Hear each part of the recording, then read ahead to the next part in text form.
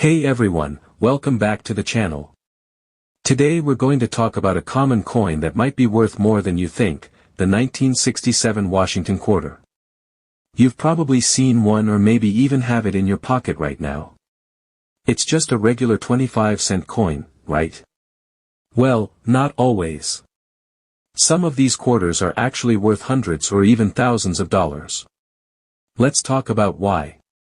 First, in 1965, the U.S. government stopped making quarters out of real silver.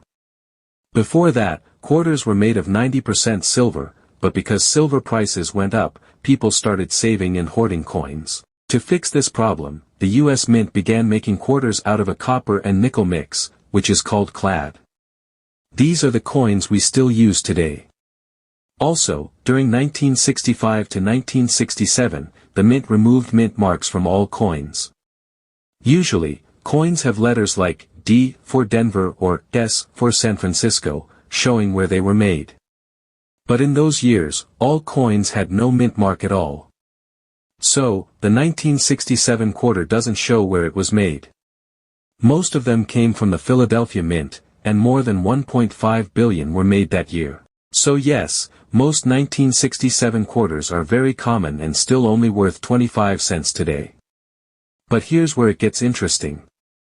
Some quarters were made specially for collectors and were not meant to be spent as regular money. These are called special mint set coins, or SMS for short.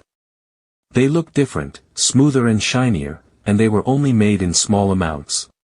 If you find a 1967 SMS quarter in really good condition, especially one that has a strong frosty image and shiny background, what collectors call a deep cameo, it could be worth over $1,000 or even up to $4,000. That's a big surprise for something that looks like spare change. There are also rare error coins from 1967 that can be worth even more. One famous error is called a double die. This means the design was stamped twice by mistake, and the letters or numbers look like they have a shadow or double image. One of these sold for over $14,000. That's not a typo. Another kind of error is when the coin is made on the wrong type of metal.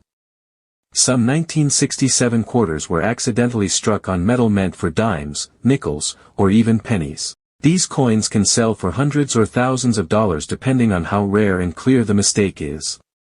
There are also coins that were stamped off-center, or ones that have parts missing from the edge. These are called clipped planchets. Some coins are missing their top layer, which makes them look mostly copper on one side. These are called missing clad layer errors.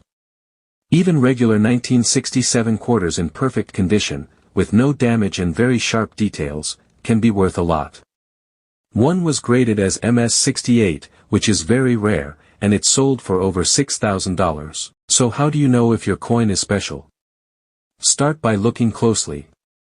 Use good lighting or a magnifying glass if you can. Look at the date, check the edges, and see if the letters or images look doubled. If your coin feels lighter, heavier, smaller, or looks very shiny and perfect, it might be something rare. If you think you found a valuable coin, you can send it to a grading service to find out its true value.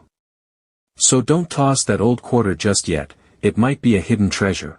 Thanks for watching, and if you learned something new, don't forget to like this video, subscribe to the channel, and share your coin stories in the comments. Happy coin hunting!